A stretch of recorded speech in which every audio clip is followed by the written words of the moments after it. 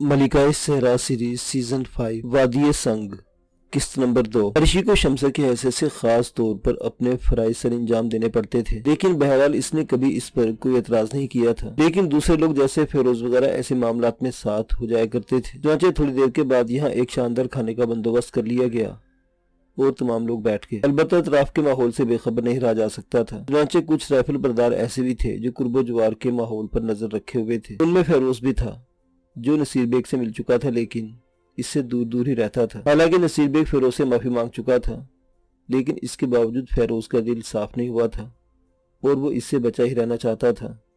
और अब तक अपने आप को छुपाने की कोशिशों में कामयाब रहने के बावजूद इस वक्त वो मिर्जा नसीर बेग की निगाहों में आ गया। फेरोज की छट्टी सी से एहसास दिला दिया कि इस वक्त वो मिर्जा नसीर बेग की निगाहों में आ गया है।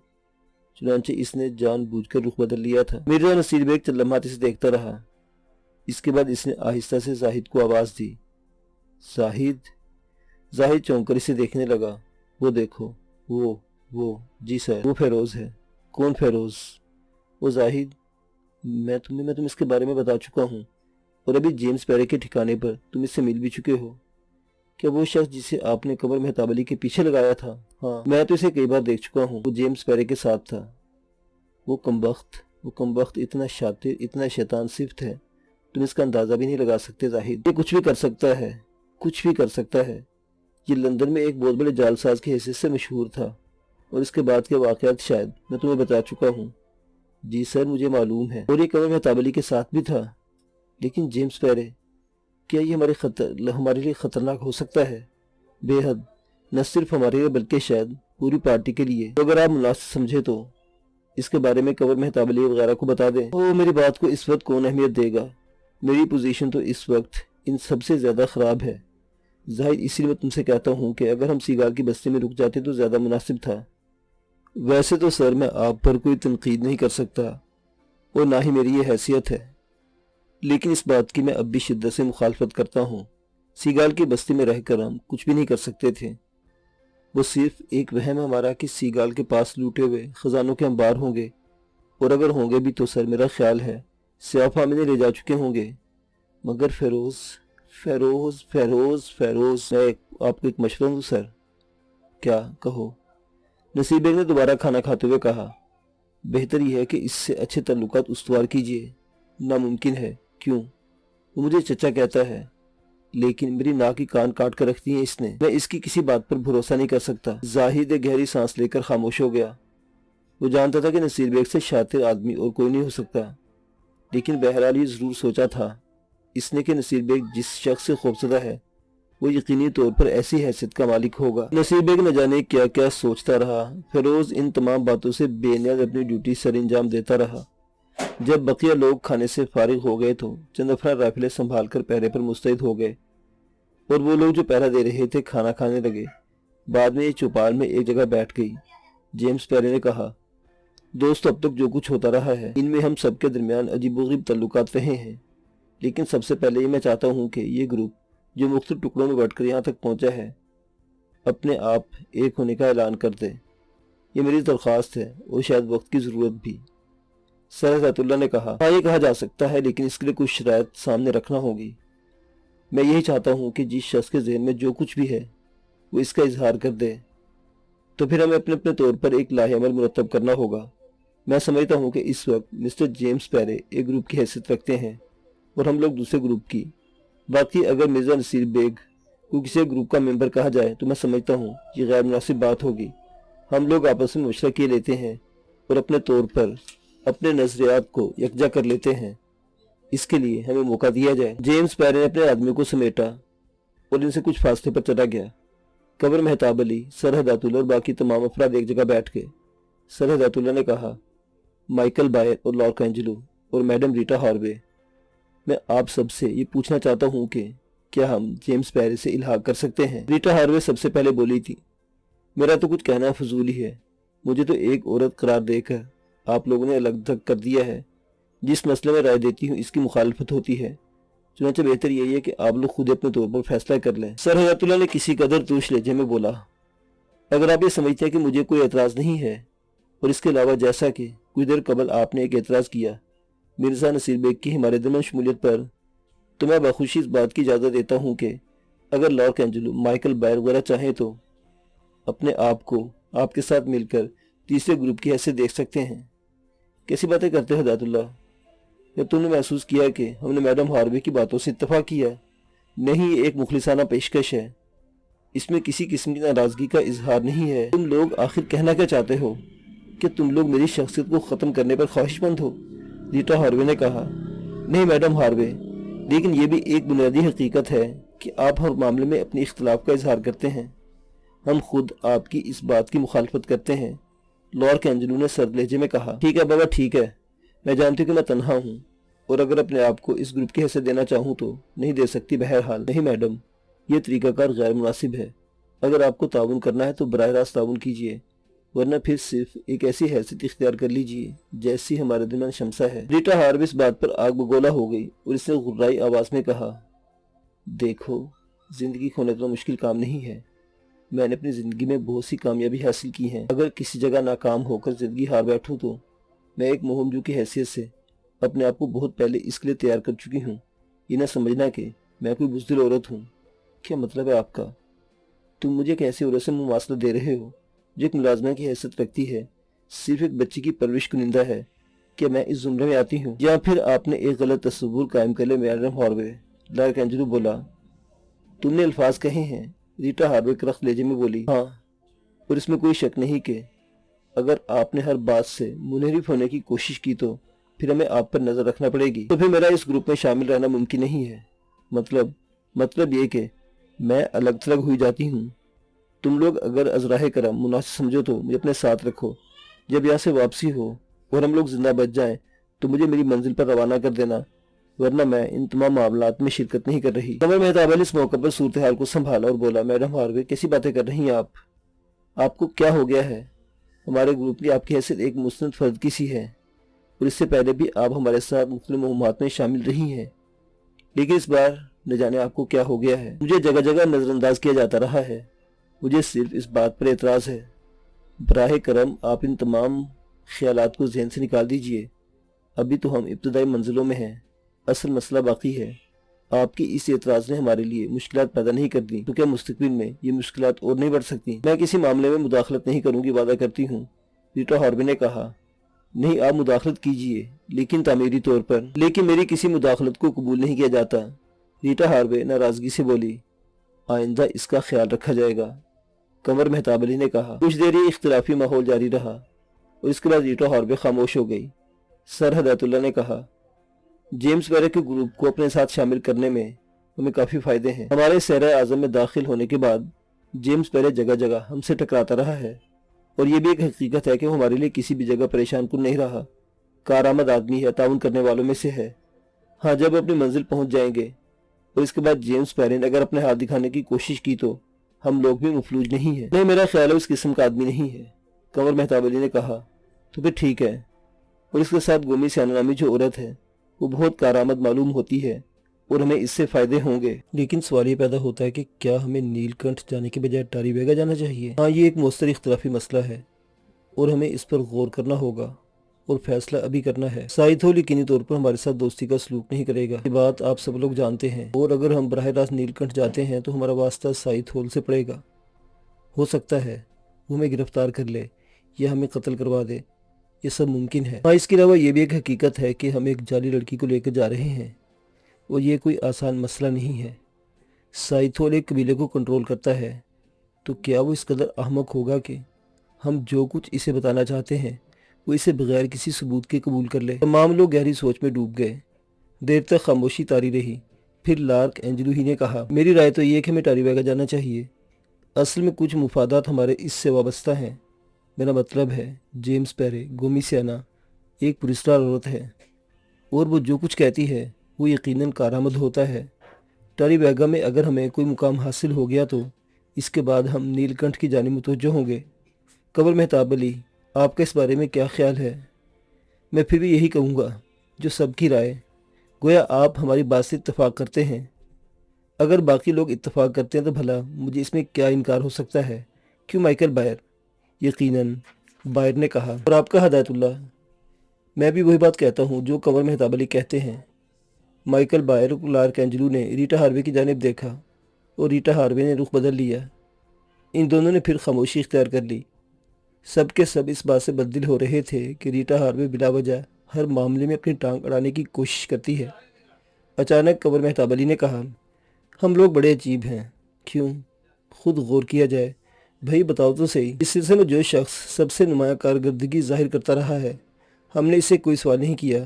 سردار خان؟ جی۔ سچ کہتے ہو قمر مہتاب علی؟ تو پھر سردار خان سے اس سلسلے میں پوچھا جائے۔ کیوں، سردار خان کیا کہتے اس بارے میں؟ نادر شاہ نے نیازمندی سے کہا، بات اصل میں یہ ہے جناب کہ ابھی تک جو کچھ میں کرتا رہا ہوں آپ لوگوں کی ہمت پر کرتا رہا ہوں۔ آپ نے مجھے اس کا موقع دیا تو میری اتنی جرت ہو سکی ہے، ورنہ آپ لوگوں کی کسی معاملے میں بولنا میری اوقات سے بڑی دور کی بات ہے۔ سب کے ہونٹوں پر مسکراہٹ پھیل گئی۔ پھر لارک اینجلو نے کہا، سردار خان ایسا مت کہو سر، یہ حقیقت ہے۔ حقیقت نہیں ہے۔ اگر اب تک کی اس مہم میں سچے دل سے غور کیا جائے تو تم وہ نمایاں شخص رہے ہو جس نے ہر موقع پر ہمارے لیے کام کیا ہے اور مشکلات سے نکالا ہے۔ ہم اس بات کو نظر انداز نہیں کر سکتے۔ یہ تو آپ کی محبت ہے سر۔ نہیں، یہ الفاظ تمہارا حق ہے۔ میں خادم ہوں اور ہمیشہ خادم رہنا چاہتا ہوں۔ ہمیں تمہاری رائے درکار ہے۔ آخری ہاں سردار خان کے سوال پر سب نے چونک کر کہا، تو پھر ہمیں ٹالی بیگا جانا چاہیے۔ اور دوستو، اس وقت میں زبردستی لیڈر بننے کی کوشش کر رہا ہوں۔ اگر سردار خان یہ کہتا ہے کہ ہمیں ٹالی بیگا جانا چاہیے تو سمجھ لو یہ آخری فیصلہ ہے، ہم سب کو منظور ہے۔ سردار خان نے نیازمندی سے گردن جھکا لی تھی۔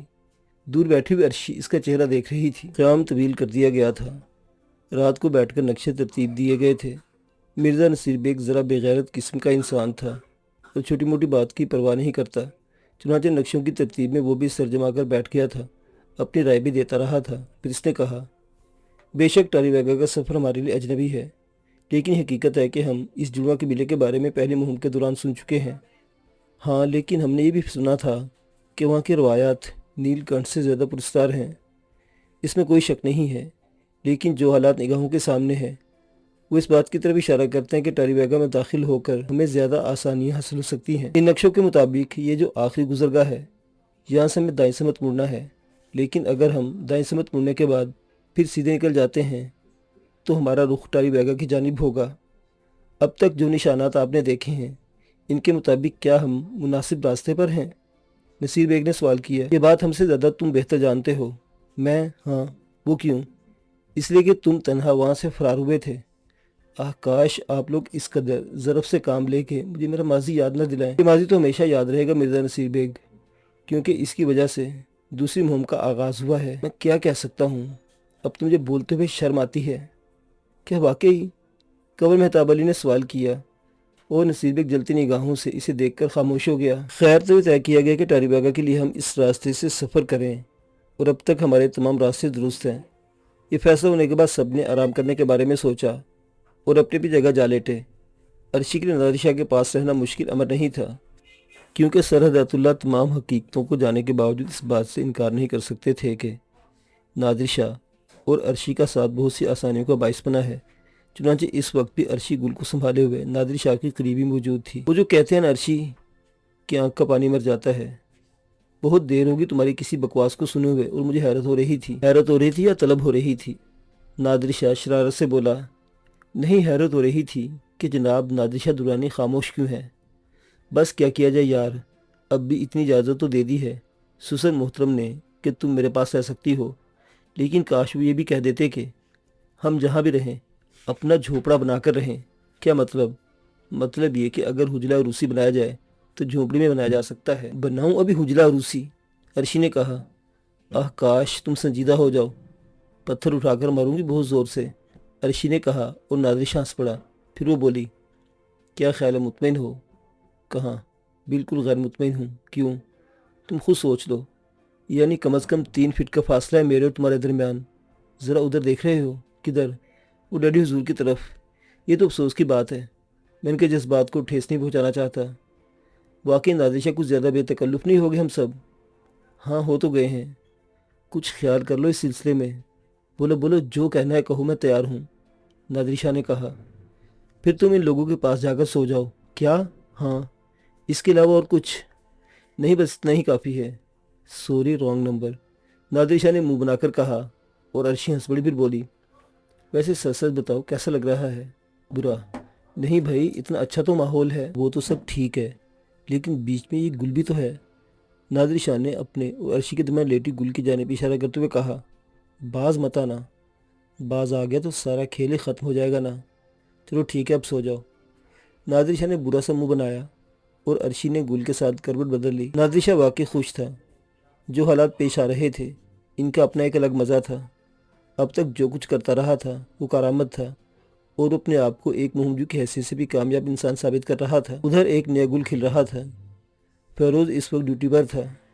گومی سینا علاشا کے ساتھ لیٹی آسمان کو دیکھ رہی تھی۔ علاشا نے کہا بومیا۔ گومی سینا نے کہا مجھے نیند نہیں آ رہی۔ کیوں؟ بس نہیں آ رہی۔ کچھ سوچ رہی ہوگی۔ ہاں کیا؟ نہیں معلوم۔ ارے واہ، سوچ رہی ہو اور نہیں معلوم؟ ہاں نہیں معلوم۔ تو پھر مجھے بتاؤ میں تمہاری کیا مدد کر سکتی ہوں؟ مجھے بتاؤ میں کیا کروں؟ علاشا نے کہا اور گومی سینا مسکرانے لگی، پھر بولی اچھا ایسا کرو تھوڑی سی چہل قدمی کر لو۔ علاشا کچھ سوچتی رہی، پھر اپنی جگہ سے اٹھ گئی اور آہستہ سے چلتی ہوئی ایک جانب بڑھ گئی۔ جو حصار بنایا گیا تھا اس کے باہر نکلنے کی اجازت کسی کو نہیں تھی، حالانکہ ابھی تک یہاں نہ تو درندوں کی آواز سنائی دی تھی اور نہ کوئی ایسی بات پیش آئی تھی جس سے کسی خطرے یا خوف کا احساس ہو، لیکن پھر بھی بہت سے مسائل ہو سکتے تھے جن پر غور کیا گیا تھا۔ علاشا ٹہلتی ہوئی آگے بڑھی تو اسے فیروز نظر آیا اور وہ آہستہ آہستہ چلتی اس کے پاس پہنچ گئی۔ فیروز ابھی تک اپنے آپ کو سنبھالے ہوئے تھا، لیکن یہ ایک حقیقت ہے کہ علاشا کو دیکھنے کے بعد اس کے دل میں نرم گوشے پیدا ہوئے تھے اور یہ لڑکی اسے کچھ عجیب سی لگی تھی۔ اس کے دل میں بارہا یہ خواہش پیدا ہوئی تھی کہ وہ تنہائی میں اس سے ملے اور اس سے باتیں کرے۔ علاشا نے فیروز کو دیکھا اور اس کے پاس پہنچ گئی۔ معافی چاہتی ہوں، تم پہرا دے رہے ہو نا؟ ہاں، فیروز مسکرا کر بولا اگر تم اجازت دو تو میں تمہارے پاس کچھ دیر کے لیے بیٹھ جاؤں۔ کیوں نہیں؟ فیروز نے اپنی دلی خواہش کو پورا ہوتے دیکھ کر کہا۔ علاشا اس کے پاس بیٹھ گئی۔ فیروز اسے گہری نگاہوں سے دیکھ رہا تھا۔ کتنی حسین، کتنی معصوم لڑکی ہے۔ دیکھ کر ہی احساس ہوتا تھا حسن و جمال میں یکتا، بے مثال شخصیت کی مالک، لیکن عجیب و غریب ایک جنگلی پھول جو کسی پہاڑی چٹان کے رخنے میں اگایا ہو۔ علاشا کچھ دیر سوچتی رہی، پھر اس نے کہا تمہیں میرا یہاں آ کر بیٹھنا ناگوار تو نہیں گزرا؟ بالکل نہیں، بلکہ مجھے خوشی ہے۔ خوشی کیوں ہے؟ اس لیے کہ ایک بہت سی پیاری، بہت سی خوبصورت سی لڑکی میرے پاس آ کر بیٹھ گئی ہے۔ اچھا میں تمہیں اچھی لگتی ہوں؟ بہت، لیکن ہم دونوں تو ایک دوسرے کو پہلے سے نہیں جانتے۔ کوئی بھی کسی کو پہلے سے نہیں جانتا، ملنے کے بعد ہی خوشی اور غم کا احساس ہوتا ہے۔ ہاں یہ ساری باتیں میں نہیں جانتی۔ کیوں علاشا؟ اس لیے کہ علاشا نے جملہ ادھورا چھوڑا اور خاموش ہو گئی۔ فیروز اس والی نگاہوں سے دیکھتا رہا، پھر اس نے کہا تم نے بتایا نہیں علاشا۔ میں کیا بتاؤں؟ تمہارا نام کیا ہے؟ فیروز۔ ہاں میں نے نام سنا تھا، یہ لوگ تمہیں اسی نام سے پکارتے ہیں، لیکن تمہیں میرا نام کیسے معلوم ہو گیا؟ بس معلوم ہو گیا، لیکن کیسے؟ تمہیں بھی لوگ اسی نام سے پکارتے ہیں۔ اوہو ہاں اچھا۔ علاشا مسکرائی اور فیروز اس پر نثار ہو گیا۔ اتنی حسین مسکراہٹ تھی کہ الفاظ میں بیان نہیں کیا جا سکتا تھا۔ فیروز نے کہا تم نے کچھ بتایا نہیں علاشا۔ دیکھو فیروز، میں دنیا کے بارے میں بہت کم جانتی ہوں۔ بومیا کہتی ہے کہ ہماری اس بستی سے پرے ایک بہت بڑی دنیا آباد ہے جس میں بڑے عجیب سے لوگ رہتے ہیں۔ وہ دیکھنے میں بہت اچھے لگتے ہیں اور وہ بہت عقل مند ہوتے ہیں۔ میں نے تو بس ان لوگوں کی بستی دیکھی تھی جن کا سردار زوما تھا۔ بومیا مجھے اپنے ساتھ رکھتی تھی اور بس وہی کچھ مجھے باتیں بتایا کرتی تھی، ورنہ میں نے کچھ بھی نہیں دیکھا۔